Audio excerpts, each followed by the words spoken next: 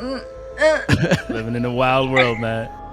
What's up, everybody? Today we're going to be talking about some of the wildest, most impressive, most controversial, and just overall craziest stories that we've seen in Web3 Metaverse space. We got Luumi here with me. Hey, what's up? And we got Digitaljeff. What up, what up? Let's get into it.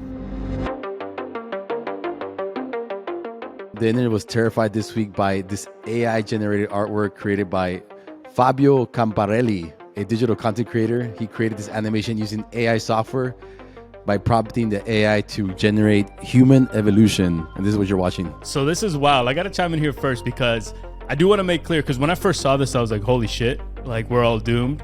But then I realized what he actually did in Stable Diffusion is he prompted these, via like so it's actually not AI generated. It's like each individual prompt is AI generated, and then he used software, or he used the AI to fuse them. So it's not actually the AI determining that this is where human evolution is going, because that would be really fucking terrifying. Got it. I misunderstood that. But this is still impressive, and like pause it right after the human, because that's the RQ and AX in MV3, right? Oh yeah, that's the RQ right there. Sutra. Yeah. That's wild. I think just like, okay, so I was talking to my brother about this really recently, just like AI artwork and how that's been like being used for NFTs. And it's like, if you can ask a computer like questions like, okay, where's human evolution headed? Or like what the world is going to look like in like 1,000 years, or where the pyramids came from. Like, can the computer actually like give us more clarity on that type of stuff? Because it's AI generated, right? It puts in all the historical like events. Well, so like what AI is really doing is just it's compiling data, and so one of the things that's crazy is that in the future, like Luumi, you're literally going to be able to like create a story, enter it into a prompt, and then you're going to be able to make a movie or a video game or a virtual environment or whatever just based off that prompt. But what it's doing, why AI works really well with like certain humans, like for example, if Elon Musk or Kanye, or I don't know if you heard the Joe Rogan talking to Steve Jobs interview in AI the other day. That one's insane.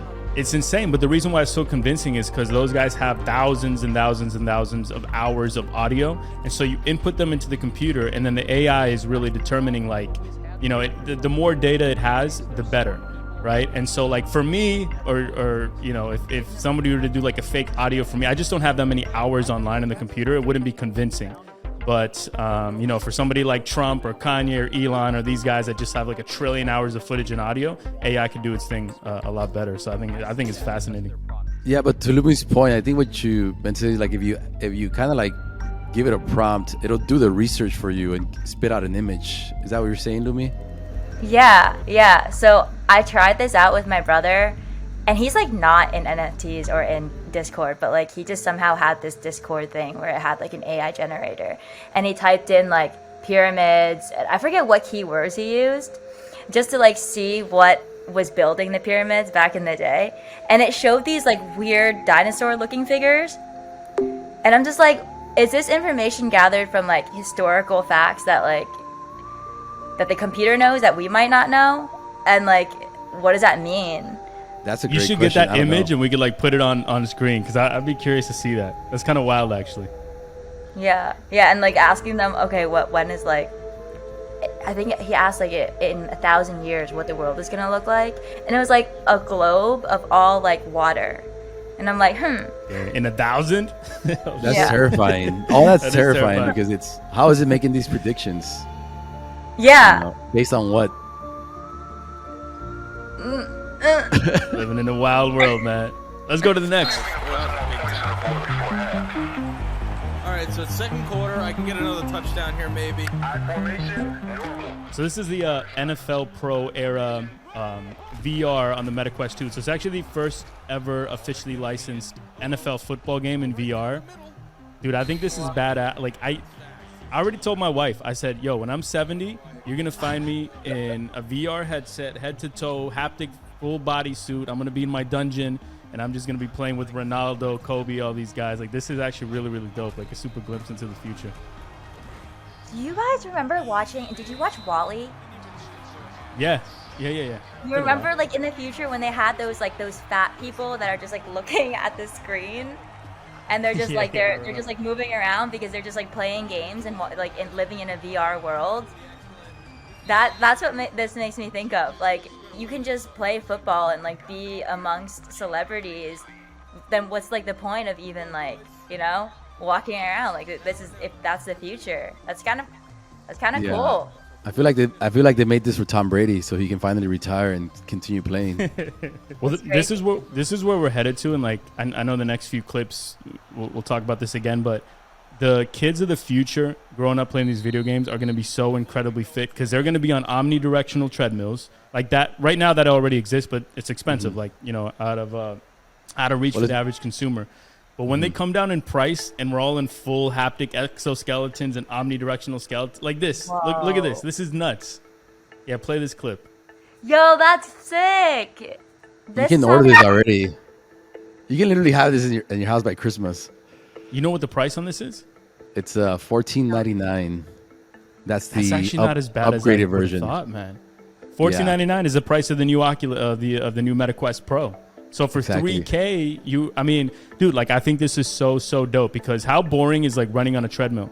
But imagine if you're running on a treadmill while playing a game, like you're in Call of Duty, sprinting, shooting, blasting, ducking. There's something to this, man. Like, I think this is a lot of fun.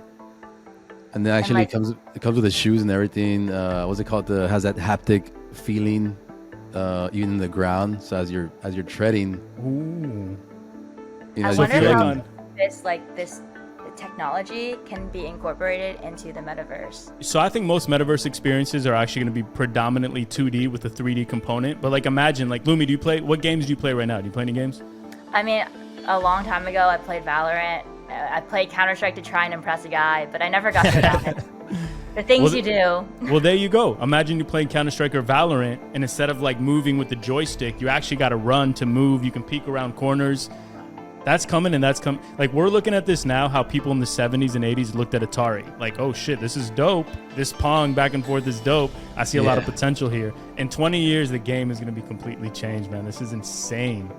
But one of my favorite scenes from Ready Player One, the movie, is that scene where they're dancing for the first time in like that floating stage, and they're like, they can feel each other, and she's like touching them, and he's like getting all excited. Yeah. Damn, that's good. Yo, that's future's Dating. gonna be crazy, man. Imagine Bumble like swiping right, and then all of a sudden going through an experience.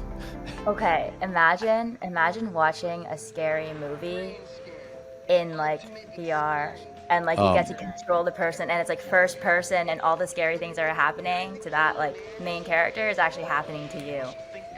Yo, Luumi, I've played some VR games. I gotta find them and send them over to you. And I played them alone, like at night. I was fucking terrified.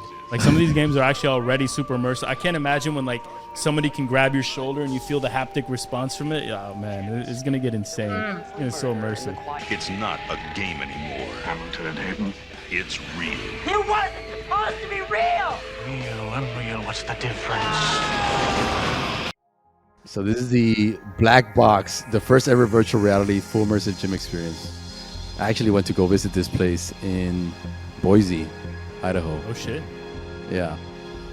So it's kind of like gamified. Okay, like this is crazy because my favorite experience right now in the MetaQuest Pro that I do all the time is a boxing game called Thrill of the Fight.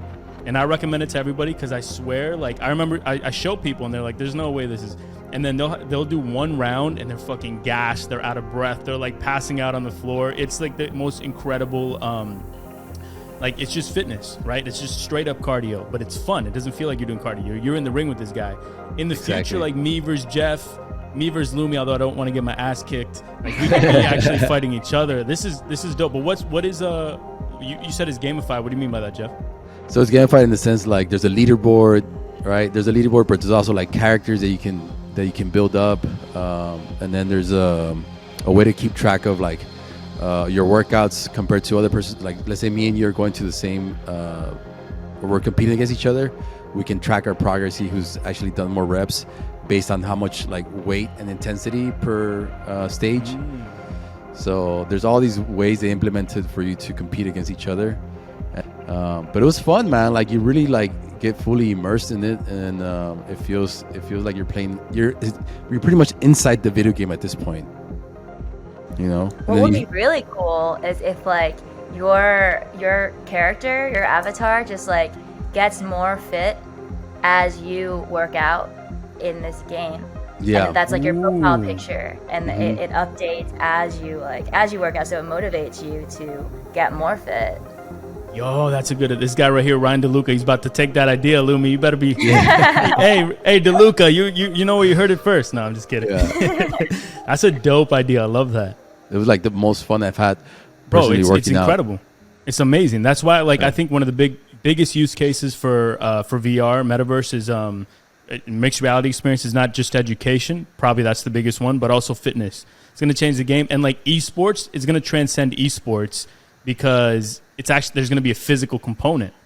Dude, I'm so excited to see this progress. This is badass. I can't wait for it to be like where you can actually have it at home. All of us need that right now. I feel like all it's of us coming.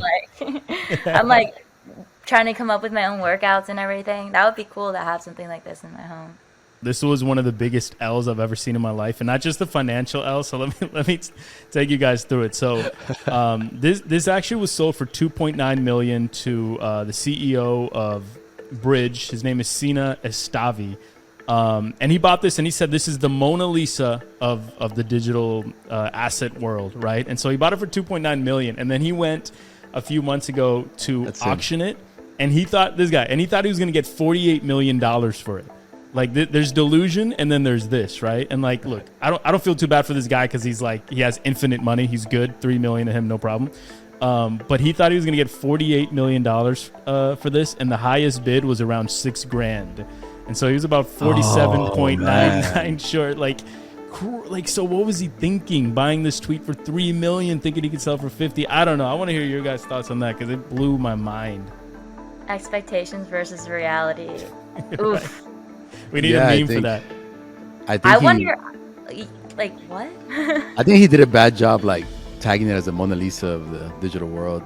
I think he could have come up with way better ideas to, like, give more hype. Also, maybe you guys know, but I wonder, like, was it actually Twitter that minted it? Because it's like, who has authority over this anyways? Like, I could mint this image as an NFT.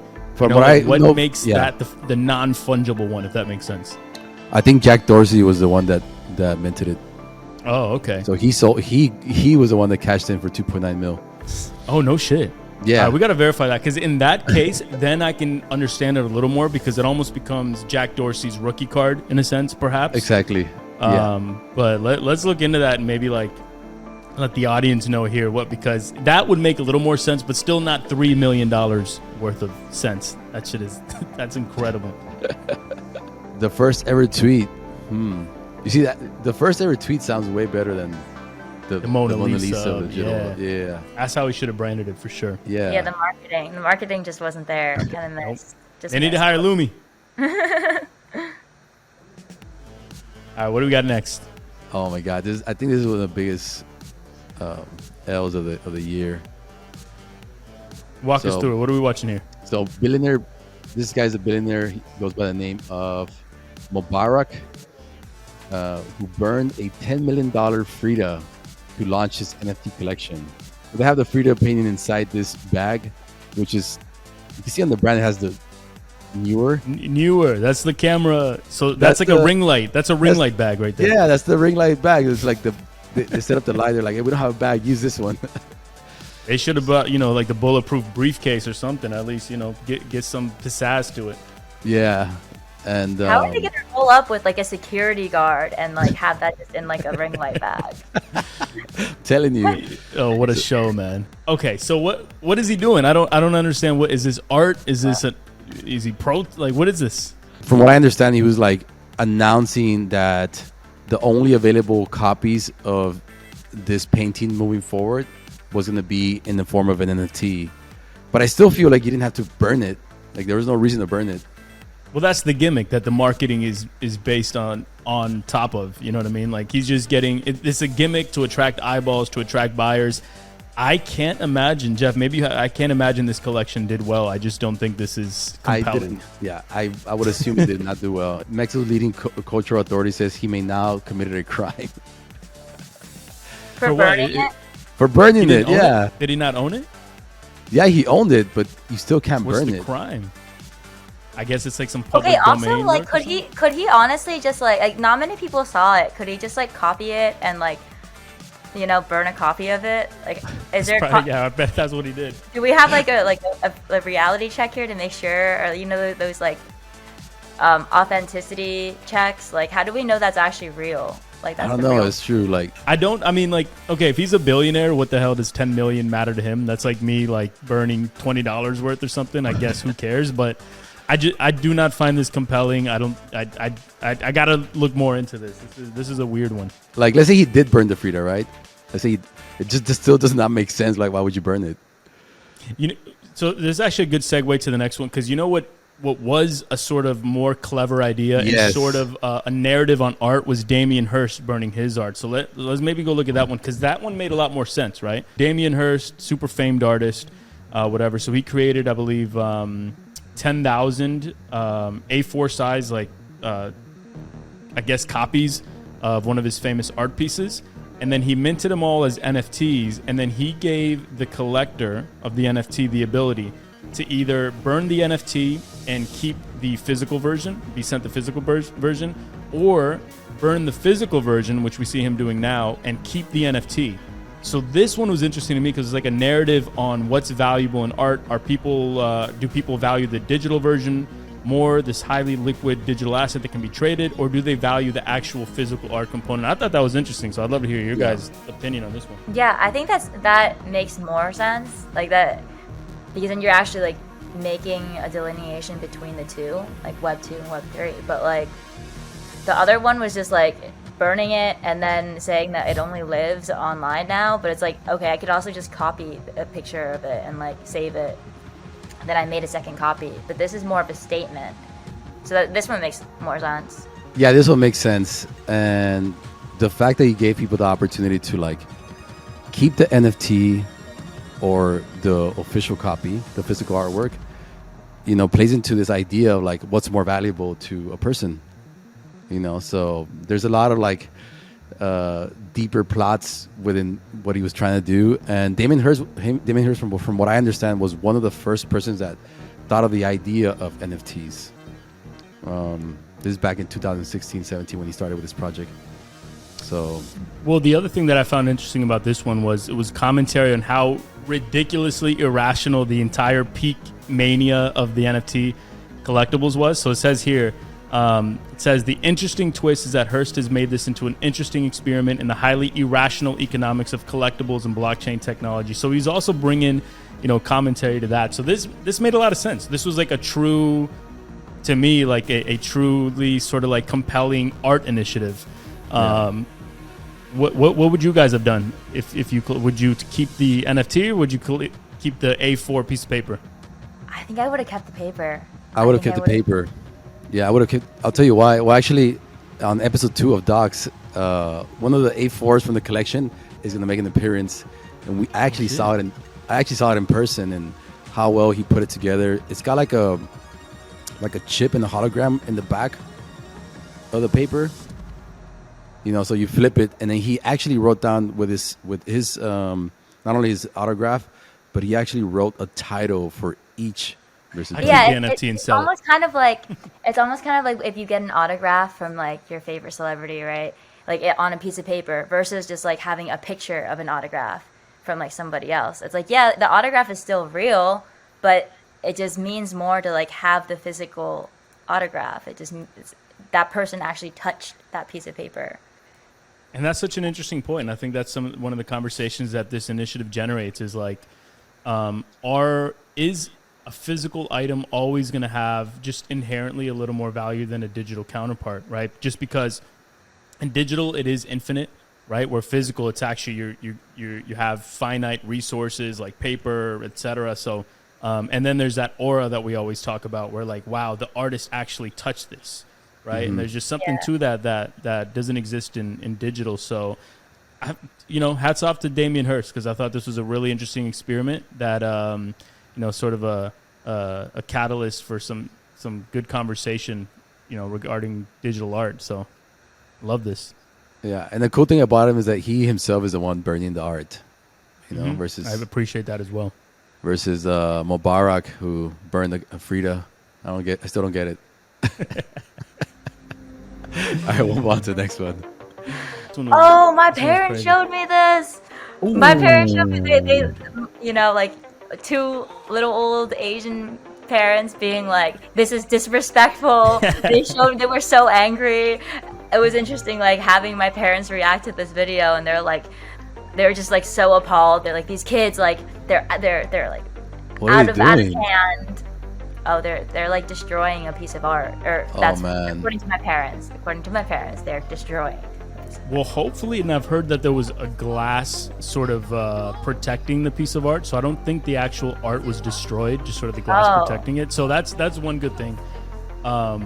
Yeah, this at first glance, it's like it's such an eye roll, especially out of Van Gogh. Van Gogh is such a well-respected. He lives such a hard life. Like, make an example out of another artist, not Van Gogh. But what I found interesting is because doing some more research into it, what this girl is actually trying to suggest is that, which I actually thought there was some truth to it, is that the world cares so much about this gimmicky nonsense bullshit and not about the real issues at hand. So like everybody's gonna go up in arms and hit headlines in every news piece that some chick threw tomato sauce at a Van Gogh, but nobody really cares about true issues that are sort of plaguing this world. So I think that's kind of the point that she was trying to make, which I thought there was something to it. Come on, man, a Van Gogh, gluing your hand to the thing, that's not helping anybody. In fact, it's just probably turning people against the cause, So I think it was probably not that well executed. And that's what makes Banksy so much more like of a genius, because he finds ways to use still art to create headlines for important causes. And I feel like there's got to be a million other ways that you can do a protest without ruining the Van Gogh. I think the idea is interesting. The idea that we do care about materialistic things more than we care about the issues. The fact that there's people dying, there's like wars going on, but like I think there's like so much. There's like stronger ways that could have been brought out rather than just going to an art museum and throwing tomato sauce on it. How did they sneak into tomato sauce? That's the question. And somebody made a point. They're like, "Yo, is this an advertisement? Because you see how they got the Heinz, they got the logo. Oh man, it looks like that's product true. placement in a movie." That's some Andy they make a Warhol point. thing. Like, yo, we really do as a society. We love the mindless nonsense. Amber Heard, Johnny Depp. That trial was a perfect example of it. Everybody was like, everybody was talking about some nonsense trial, while the Ghislaine Maxwell, Jeffrey Epstein trial was that like the important shit was going on in the background. So, I'm telling you, the people that do run the world, the most influential people in the world, it's so easy for them to distract the society, the greater society, with some nonsense, and they keep getting away with whatever bullshit they get away with. So the girl had a point. Oh yeah, this is from Beeple. This is funny. But look at that comment right there from Luca Maisto, where it has like 1,100 likes. He was kind of talking about what I was saying. He said, most people miss the point. They didn't throw soup on the painting to stop climate change, but to show how the population is much more interested in this than the ruin of the planet and the consequent, blah, blah, blah, et cetera, et cetera. So I guess that's what I was trying to say. That's interesting. Of course, there's an anti-NFT sentiment there. Everybody hates NFTs. Interesting comment, too. The guy says Andy Warhol's art would have made more sense. And he said, actually, I think Van Gogh would have applauded this action if he were alive. Also, Warhol. Interesting, man. All good thoughts. Ye was spotted wearing the Satoshi Nakamoto hat on the same day he announced to buy the social media app Parler. What is he trying to say? And a few days after JP Morgan Chase booted him from the bank. So that's true. He was probably making a comment on that. He's coming for all. There's a lot of heat on Ye right now. He's but he's doing his thing as an artist. He keeps it interesting. He certainly keeps it interesting. It's hard to keep up with like what he's doing and what's going on with him. I every time I hear his name, it's like, did you hear what Kanye's up to? Yeah. Like, I don't even know at this point. It's something new every time. This probably means like his foray into crypto is coming. So I wonder if some NFTs are on the way, or if he's going to add meme blockchain coins to the newly purchased. What did he purchase? Parler. Maybe he adds. I don't know. Let's see if this means anything, or if this was just Ye Inu coin coming in. I can see him rug pulling. Oh, I could hella see him rug pulling. For the first time ever, discover The Lord of the Rings, The Fellowship of the Ring Extended Edition, Web3 Movie Experience. A ground. This is dope. Warner Brothers, Lord of the Rings, massive franchises entering the space. This is interesting. This is the first project by Warner Brothers. It's called, if you go to web3.wb.com, the WB Movieverse, that's what it's called. Kind of reminds me of like the DVDs that had like the extended features. You guys remember those DVDs? Yeah. Oh, yeah. Yeah, bonus features, deleted scenes or extended scenes. Yeah. This first version is supposed to have like an extra 5 hours of film on if you have the NFT. So if you get the if you NFT get the gives you access to watch it. I don't mind it. I mean, I think it's fun, right? Like you can either you can sell 8 hours of footage, or you can offer an NFT that gives you access to it. I think it's an interesting initiative. Like I've always said, though, existing franchises and IP have a little more difficulty getting into the space, because I think some of the next great franchises. This has always been my thesis. This was like literally why MV3 was birthed. But some of the next great IP franchises are going to be born from Web3. I think some of the existing ones have a little more trouble because they're looking at it, okay, this is another revenue stream, whereas some of the franchises birthed from NFTs are like, all right, this is a co-owned, co-opted, community-driven story franchise. But I mean, I applaud them. This is big for the space. Adoption, Warner Brothers, Lord of the Rings, big names. This is dope. Maybe I'll pick one up depending on the price. Yeah, I think this is kind of the future. I think a lot of Web 2 companies are going to start making their way into Web 3. Like even like a couple months ago when I was applying to jobs, I saw like Deloitte, like Raytheon, like all these like big consulting firms, they're hiring Metaverse consultants. And so like this is a pure example of like companies, like I don't know if you guys saw Toys R Us NFT. I didn't. You guys see that? What? I didn't. Yeah, it popped up on my Twitter yesterday. They're trying to come up with an NFT for Toys R Us. So I think a lot of Web 2 companies are starting to like make a break. And whether or not they do successfully, it still means something. It means that like it's growing, because now we're capturing the attention of these big corporate companies. They want to get into Web 3. So Reddit actually now has more crypto wallets generated from their platform than OpenSea.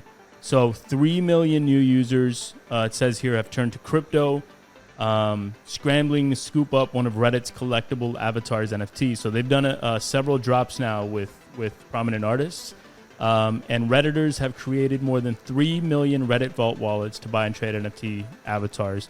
I think this is incredible. I think the next wave of adoption for the space is going to be on the backs of social platforms and game experiences. This is a glimpse into that. And the interesting part about this was like I'm big into Reddit. I'm always on Reddit, browsing Reddit. Reddit hates NFTs. Even the crypto subs, the cryptocurrency sub, hates NFTs. Through this initiative, people started realizing, oh wait, this is fun. This is just status within a community. This is dope. I love this, right? And so this is helping the mainstream narrative shift, and it's also introducing a lot of people into the space. So this is massively bullish to me, and I applaud Reddit, Polygon, and everybody involved in this. I actually did not hear about this. This is really cool. I definitely want to look into this. That was a really cool avatar that I just saw over there. Yeah, that's actually my avatar. Really? Yeah. Okay. As soon as I heard about it, I went and did what every ape does. Ape then bought a few avatars, and the experience actually it's super easy to use compared to having to download like a MetaMask, buy Ethereum, transfer Ethereum to MetaMask. Like this is just go to Reddit. It does their make you create a onboarding wallet. was clean. Their onboarding was clean. Clean, yeah, correct. Like, hats off to Reddit, man. Yeah, so it took me about 10 minutes in total to buy my first one, but that was because I probably took like 8 of those minutes to choose one. Yeah, it was easy. It was so easy. It was so easy to buy one. All right, I'm definitely gonna check that out right after this and get one. And Reddit is perfect for that. I never understood why they hate NFTs. They literally sit around and comment and post hours a day for fake internet points. The blockchain and crypto is perfect, dude. They've integrated Arbitrum and they're changing. So some of the karma, which has always just been worthless, is just an indication of status within a greater community. Some of that karma is actually changing now, and it's going to become cryptocurrency, which I think is fascinating. And now like their avatars have, this is awesome. This is awesome. I'm telling you, this is big. Cool. That one's cool. Yeah, and you can see the go, artist $25. there. Oh, but it's so loud. Damn. Yeah, all the cool ones are sold out. So, but there's artists coming in every day. They've partnered up with like you can actually apply if you're an artist. You can apply on the Reddit website to do a collaboration and do a drop. I actually applied on behalf of like Tomas. I want to do like an MV3 collab. Let's see. I hope that'd be so sick, dude. If anybody listening works at Reddit, please escalate my application. When Instagram verifies PFPs, which is coming, by the way, things are going to get out of control, man. It's going to become really, really, really fun. So I'm looking forward to that. So anybody listening, if you're not, because, you know, a lot of people are anti-Instagram, Facebook, whatever. If you're creating content on other platforms and not Instagram, start shifting that around. Start creating for Instagram because they are coming with some big updates in the crypto NFT blockchain space. I think they're going to be one of the big catalysts for the next wave of adoption.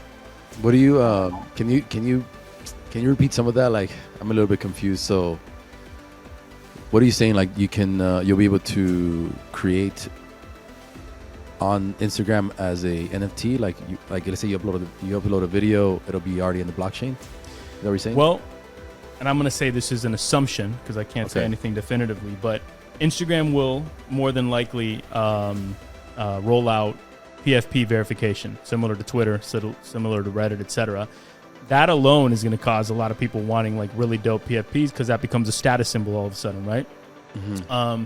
And then they'll probably roll out the ability that when you post anything that you post, you can convert it automatically into an NFT, into a collectible. So other users on the platform could actually buy from you. Yes. Telling you, this is going to, I just believe in general that the next 10 years, we're going to have an incredible renaissance for digital art and digital assets. I think Instagram is going to be at the forefront of that. And I'm telling you, they're going to be a massive, massive catalyst. And so hats off to them because they're one of the first big tech companies to really embrace the future of NFTs and the potential of the blockchain. And I think they're going to be delivering over the next few years. I wonder if we can retroactive, like let's say that happens to be true. Like I wonder if we can retroactive all your previous posts, make them into NFTs like with a single like click or something. Because that'll create like a shopping. People will be in a shopping spree, just trying to scavenge up like their favorite creators' favorite post. It'll bring a lot of creators back to the platform who have left for, YouTube, TikTok, etc. And like I said, I think it's a massive unlock for creators, adds an additional revenue stream, and it's supporting artists, like just pure support and evangelizing artists. So let's see what happens, man. I'm excited. That's crazy. You guys know what all this means, right? Like we're going to see such a huge change in technology and social media across the next few years. We've literally witnessed the birth of the internet, and now we're witnessing the change between like Web 2 and Web 3. Like everything is starting to go into like this new world, and we're like at the forefront of it. I love it. I love watching it all unfold. Like it brings me just so much satisfaction, just having a front row seat to all of it. And the cool thing is that all of us have so much influence within the space because it's so nascent, it's so new that like we can put out a tweet, it could go viral, it could affect and change the minds of so many people. Like we all have the ability to really influence the space and kind of create the future that we all want. I think that's dope. I love that. Yeah, and I think, and I'm gonna be a little bit biased here, but like the fact that because we were born in an era where there was none of this, we got to experience both all kinds of the world. So like pre-internet, pre-iPhone, high-speed internet, and now we're going into like this VR, AR experience, Web3, where we also get to live it for the first time. So I think like we're very special because of our generation. Like our generation is very, very special just simply because of that.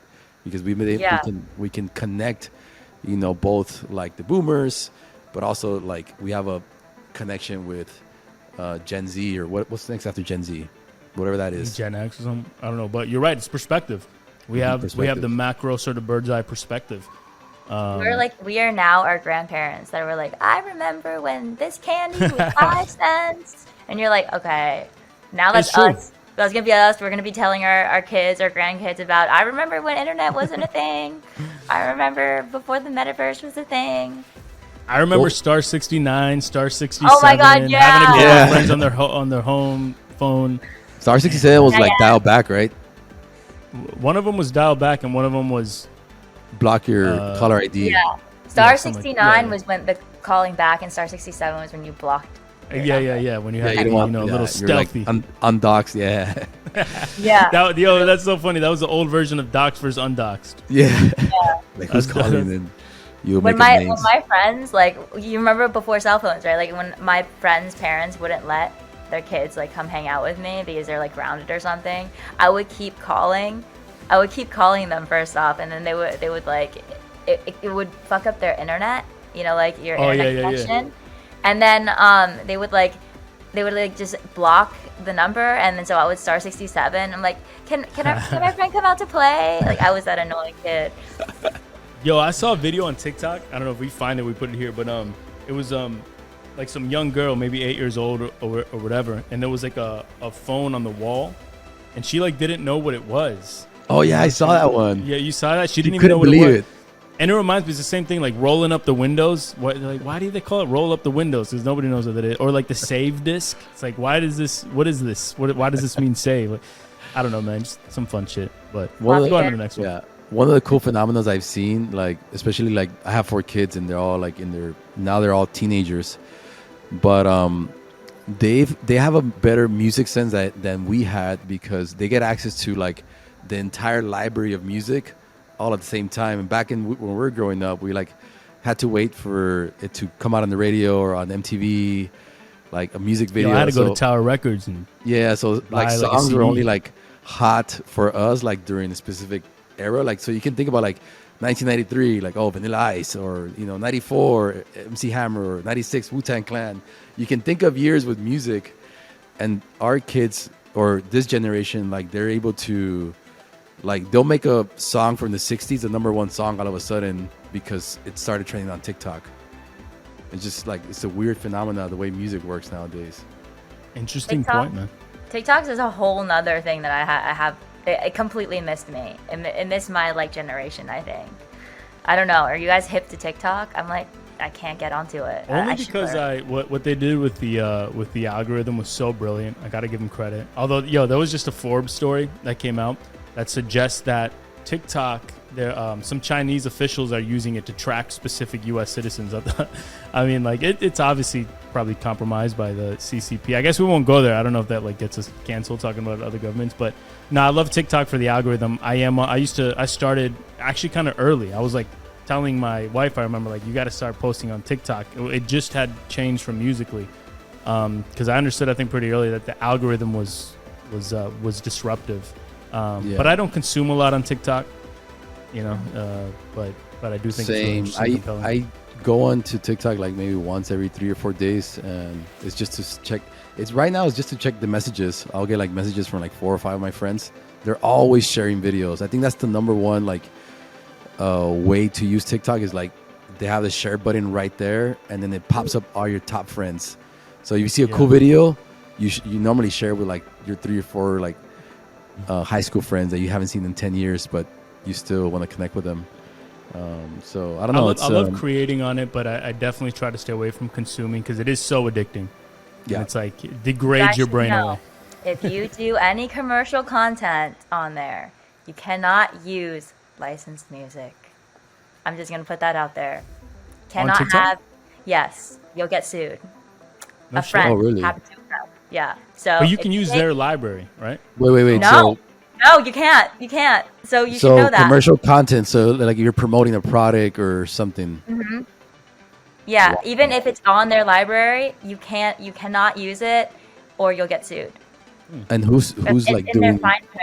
When you who's doing this? Like how much did she get sued for? Ooh, like $6 million. Oh, I didn't know. Okay, yeah. I have to look into that. Yeah. So if any, why is nobody talking about this? Yeah, I don't know. I don't know if she's allowed to talk about it, but yeah, just know that is a thing. That is a thing. You will get sued. So, no commercial use music. Shit. Yeah. Okay. All right. I'm gonna look into that. Yeah. Make sure they don't come from my 0.3 ETH in my wallet. All right. Let's go to the last one on the on. All right, we got one more coming. I've been excited about this one for a while. I've been telling people about it. Yeah, so this is dope. This was Zuck just announced this a day or two ago, where Meta AI has created this real-time translation service for languages that are only spoken, that aren't written. And I found this really, really interesting because, well, first of all, we could use it for other languages, real-time translation, but also just for the preservation of some of these, I wouldn't say like dying, but some of these, less and less used languages. I think that's really important. I love this. I thought this is technology used for good. I thought this was brilliant. That's amazing. There's so many languages that are slowly getting like just disappearing because after generation through generation, it's hard to keep up with languages. I like learned about this in one of my classes way back in college. It's like, there used to be so many more languages, but they're slowly disappearing as we because they were only spoken, they weren't written down. There's no dictionary, there's no and so like this language Hokkien, it's only a spoken language, it's not written down. There's no so it would disappear once the last speaker were to pass. And so for Meta to number one, preserve all these languages, but also to make it easy to communicate with those who only speak these languages is phenomenal.